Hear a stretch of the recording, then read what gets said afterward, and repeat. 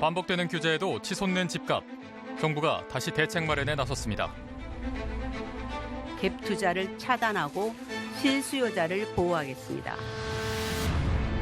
갭 투자와 풍선 효과, 법인을 통한 꼼수 매수 등 각종 투기를 막기 위한 대책이 총망라됐는데요. 이번 대책은 한마디로 투기 억제 대책이다, 이렇게 얘기할 수 있습니다. 법이 개정이 되고 시행이 된다라고 하면은 아마 처음 우리가 받았던 것보다 더 큰 충격으로 다가올 수도 있다. 하지만 6.17 부동산 대책에 대한 평가는 엇갈리고 있습니다. 서민들 입장에서는 사실상 투자 목적이 아닌데도 집을 가고 목반대가 있잖아요. 부동산 광풍에 휩싸인 대한민국. 정부는 과연 투기 세력과의 전쟁에서 이길 수 있을까요?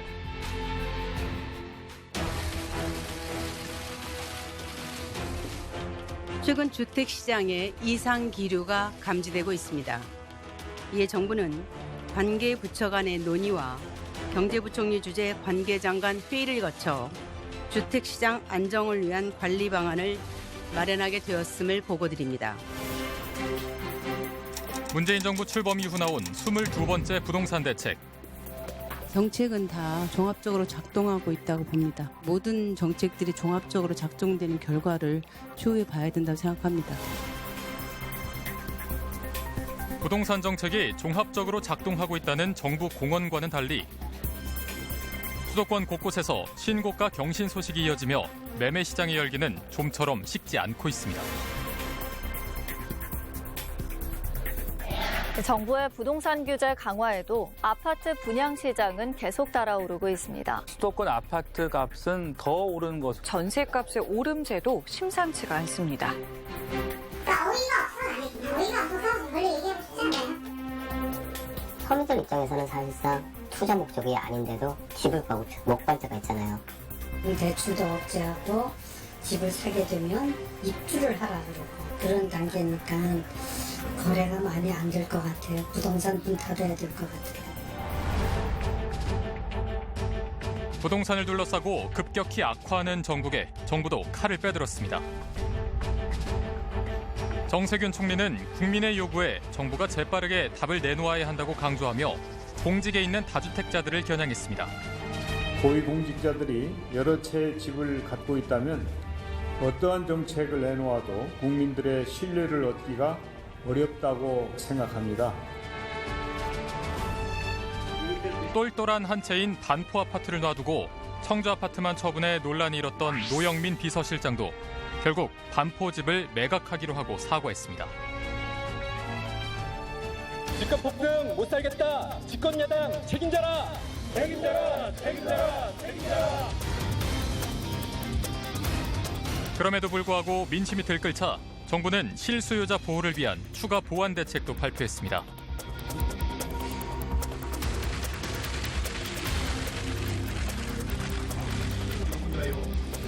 우선 민영주택에도 생애 최초 특별 공급을 실시하기로 하고 규제 지역에서 LTV와 DTI를 10%포인트 더 받을 수 있는 서민 실수요자 소득 기준도 완화했습니다. 청년과 서민 실수요자의 보금자리 마련에 드는 부담을 경감시켜드리겠습니다. 또한 집을 여러 채 가진 다주택자와 투기성 주택 보유자에게는 종합부동산세 세율을 6%로 높이고 취득세도 최대 12%까지 인상하는 등 부동산 세제를 강화하기로 했습니다.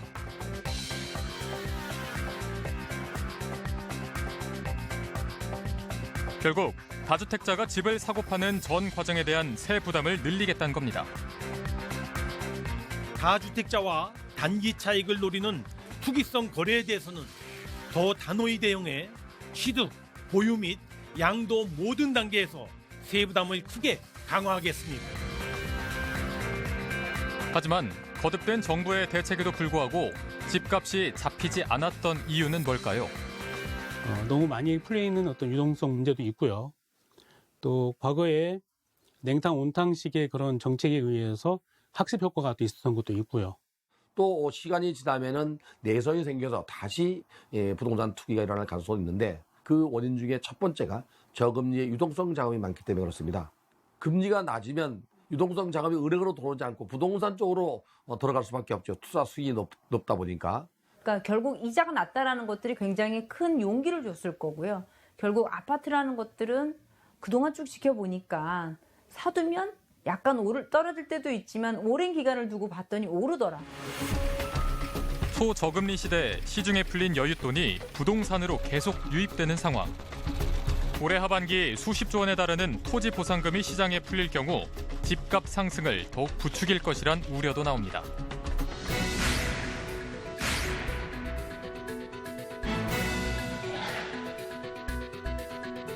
대한민국에서 집을 사는 3가지 방법. 첫째, 목돈 다 주고 산다. 둘째, 은행 대출을 받아 산다. 셋째, 전세를 끼고 산다. 우리 모두가 현금 부자라면 좋겠지만 내 돈만으론 집값을 감당할 수 없는 게 현실. 다급해진 무주택자들이 찾은 방법은 갭 투자였습니다. 오르는지 알 수가 없어요. 우리 서민들 살기가 너무너무 힘들어요. 그냥 뭐 치다만 보고 그림의 떡이잖아요. 집값은 오늘이 가장 싸다는 심리 속에 성행한 갭 투자.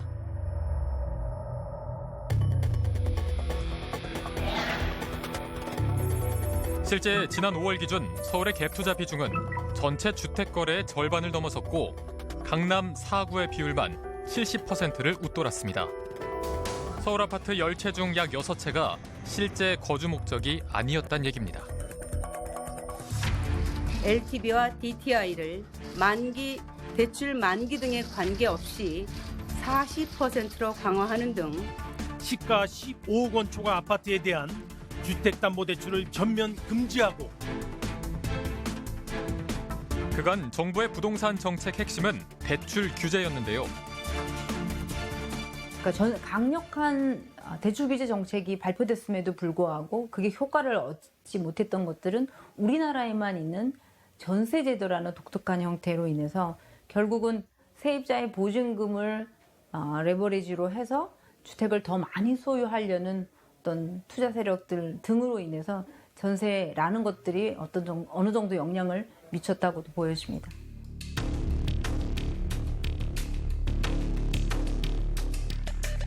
고가 주택에 대한 대출을 옥죄는 지난해 12.16 대책의 여파 때문에 올해 상반기 주택 시장은 상승세가 한풀 꺾이는 모습이었습니다.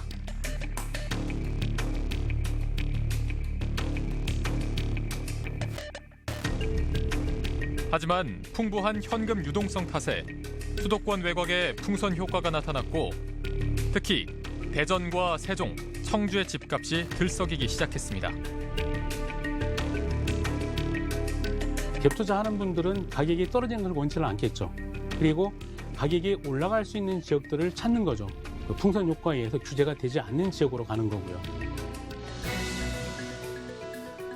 지역별로는 대전이 5.83%로 가장 많이 올랐고 세종이 5.5%, 인천 5.07%, 경기, 서울이 그 뒤를 이었는데요.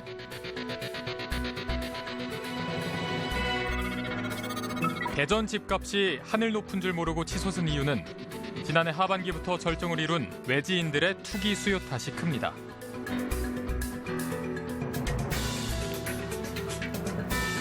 작년 1월 분양된 대전의 이 아파트도 외지인들의 매입이 늘면서 값이 크게 뛰었습니다.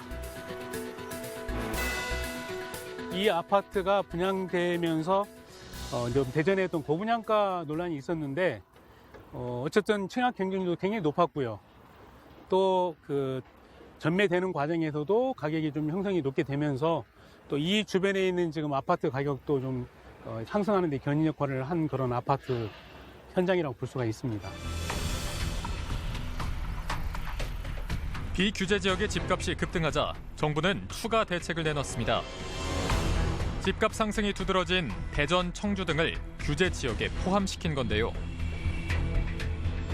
최근 집값 상승이 지속되고 있는 경기, 인천, 대전, 청주 등 일부 지역을 제외한 전 지역을 조정 대상 지역으로 지정합니다. 새롭게 규제를 받게 된 곳들은 매수 열기가 가라앉는 모습을 보였습니다. 작년부터 대전의 아파트 가격 상승이 심상치 않다.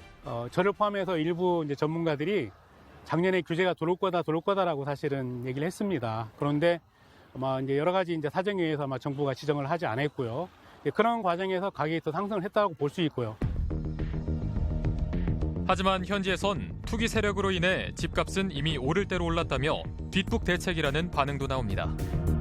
법인 투자자나 지방 투자자들이 묻지마 투자 엄청 많이 와가지고 집 안고 계약하고 그런 경우가 이미 다 쓸어갔어요. 쓸어가고서 규제하는 거예요.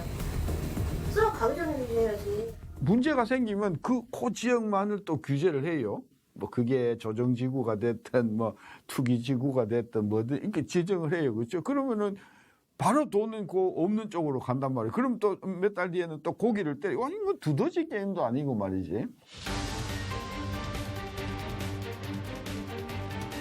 전문가들은 6.17 대책으로 전국적으로 규제 지역이 확대되면서 수도권 비규제 지역의 쏠림 현상이 심화될까 우려하고 있습니다.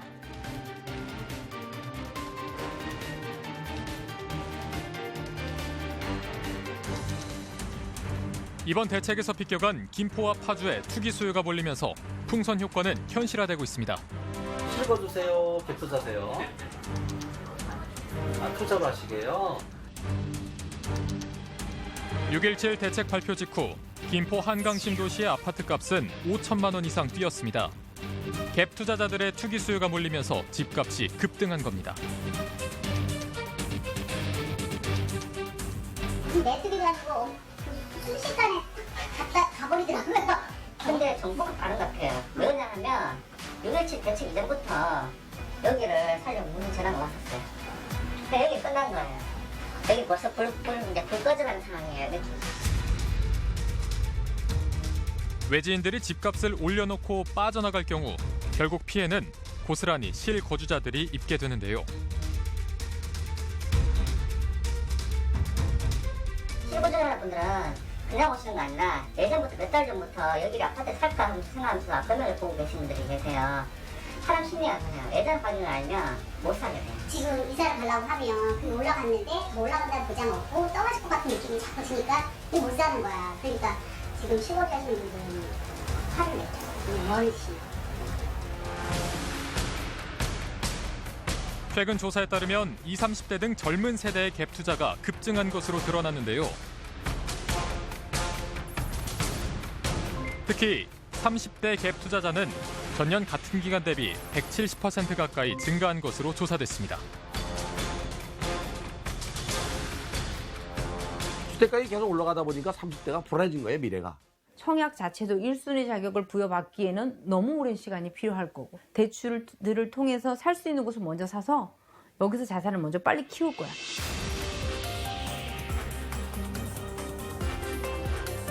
이른바 패닉 바잉 현상. 집값 상승 불안이 커지면서 지금 집을 못 사면 앞으로 더 사기 어려울 거라는 공포가 매수를 부추긴 겁니다. 너무 비싸잖아요. 우리 정상적으로 대학을 졸업하고 정상적인 직장 생활을 해서 부모님 도움 없이 집을 산다고 하면 5억짜리도 사기 힘들걸? 그게 지금 현실이잖아요. 6.17 대책은 갭 투자를 차단하고 실거주 목적이 아니면 집을 사지 못하게 하는 데 초점이 맞춰졌습니다. 투기로 인한 가격 상승의 부작용은 고스란히 서민 실수요자의 부담으로 연결됩니다. 아울러 필요하다면 언제든지 강력하고 즉각적인 조치를 일관되게 이어나가겠다는 것을 약속드립니다. 전세 대출을 받은 사람이 투기 지역과 투기 과열 지구에서 3억 원 넘는 아파트를 사면 전세 대출이 즉시 회수됩니다. 규제 지역에서 주택담보대출을 받아 집을 살 경우 6개월 안에 그 집으로 이사를 해야 하는데 투기를 막아 집값 안정에 도움이 될 거라는 평가가 나옵니다. 이번 그 6.17 대책은 정부가 투기를 억제하기 위한 대책이라고 보여집니다. 특히 그 다주택자나 법인 투기자를 잡기 위한 대책이라고 보여져요. 기존의 규제 대상에 대한 그 규제 정도보다 이번에도 강도가 큽니다. 불필요하게 팽창되는 어떤 가격 상승을 억제하겠다라는 부분에서는 일정 정도 어떤 효과가 있을 것으로 기대하지만 토지거래 허가라든지 이런 것들이 강하게 발표됨으로 인해서 거래 자체가 위축될 수 있거나 이제 이런 부분들은 시장에서 조금은 부정적인 목소리도 많이 나오고 있는 상황입니다.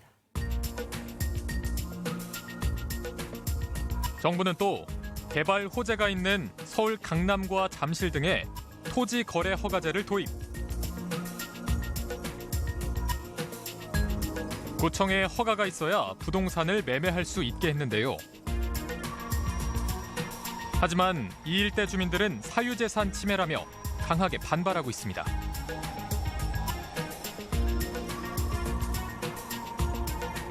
제 집을 제 맘대로 못 팔고 제 사생활인데 그게 뭐 구청 허가를 받아야 되는 건 아니라고 좀 생각이 들긴 해요. 또한 재건축 아파트에 대해 2년 실거주 요건도 강화됐습니다. 서울 강남의 대표적 재건축 단지인 한 아파트는 토지 거래 허가 구역으로 묶인 데다 실거주 요건까지 강화돼 이번 대책에 직격탄을 맞은 모양새입니다. 이곳에서 10년간 부동산을 운영한 한 공인중개사가 전해주는 현장의 분위기. 솔직히 말씀드린다면 주민들 입장에서는 멘붕 상황이고요. 이 정책에 대한 그 영향이 어디로 튈 것인가에 대해서 예의주시하고 있는 실정입니다. 이 아파트는 낮은 전셋값과 학군 탓에 세입자의 비율이 80%에 달합니다. 그런데 재건축 분양권을 얻으려면 2년 이상 살아야 하는 규제로 전세 품귀 현상도 빚어지고 있는데요. 아파트 같은 경우에는 4,400세대인데요. 한 10% 내외, 400세대 내외가 그 거주 요건, 2년 거주 요건을 만족시키지 않은 걸로 추정 가능하는데요. 그분들이 이제 그 임차인에게 재계약 불허 혹은 계약 기간 중에 나가라는 통보를 하고 있습니다. 실제로 대책 이후 전세 가격은 한 달 만에 1억 원이 넘게 올랐습니다.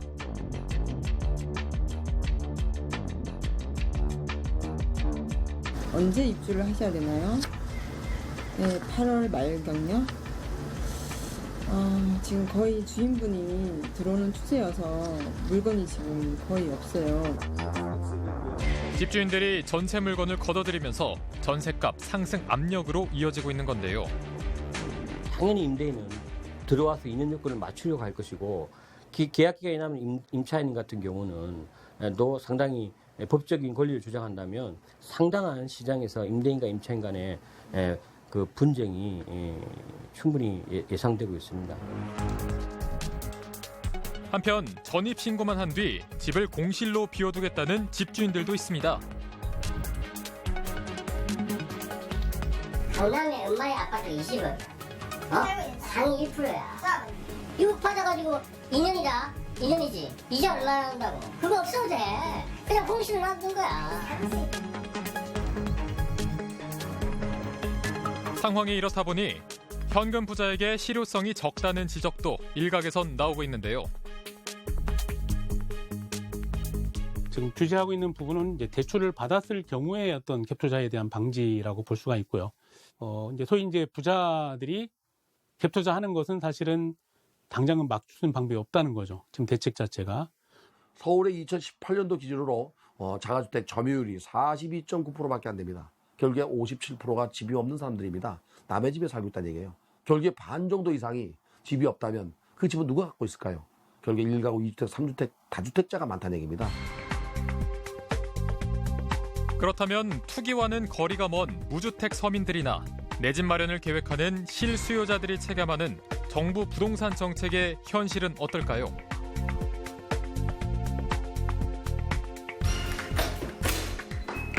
(6년) 전 수도권에 집을 구입한 이모 씨.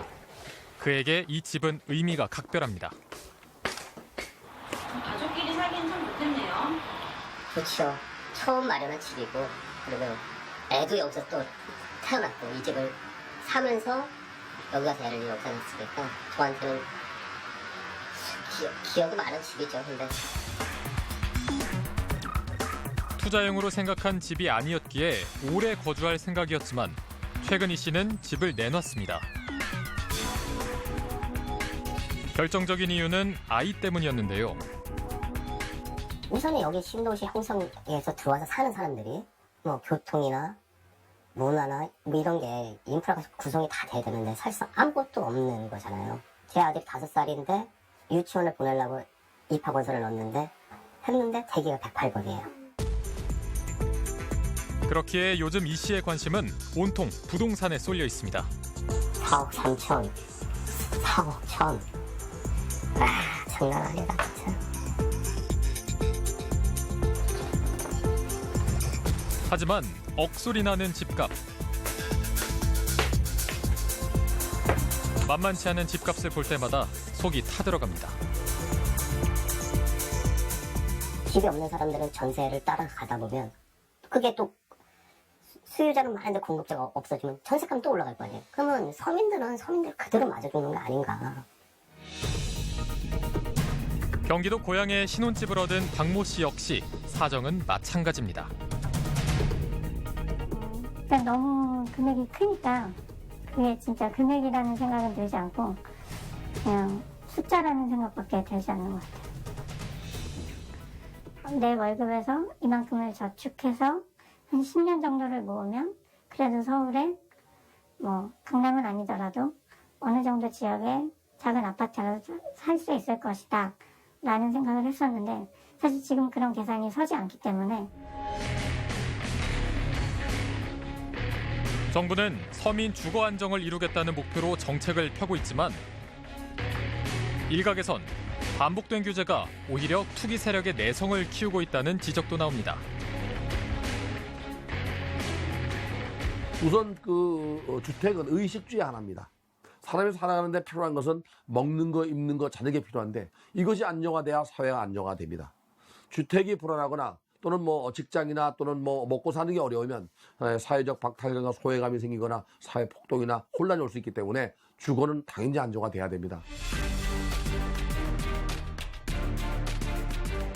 전문가들은 정부가 집값을 안정화시키기 위해서는 부동산에 몰린 유동성을 분산할 종합 대책과 주택 공급 확대 방안 등이 복합적으로 필요하다고 강조합니다.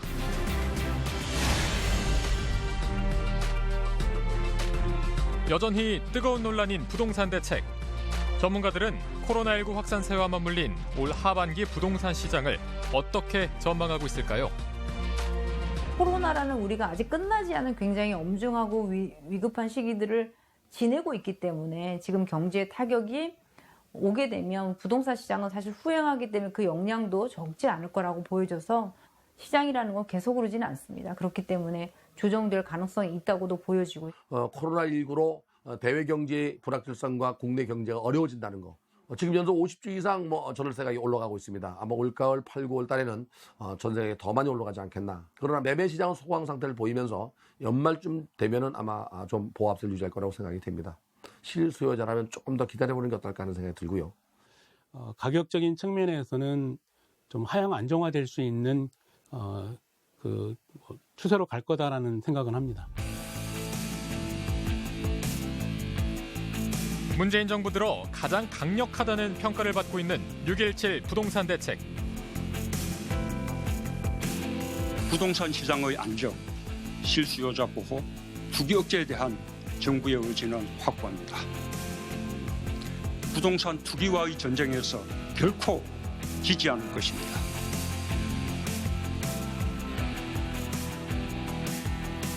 부동산 시장의 이상 과열이 계속되면서 삶의 터전이 돼야 할 집의 의미가 바뀌고 있습니다.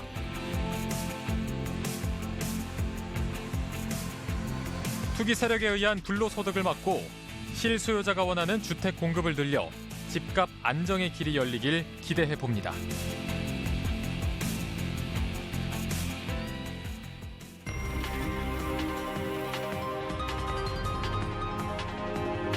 이 상태로 가게 되면 실업 자체가 대량 실업이 되겠구나. 고용 지표를 보면요, 최악이 됐습니다. 경제 위기도 극복하면서 이 환경의 문제를 어떻게 해결할 거냐.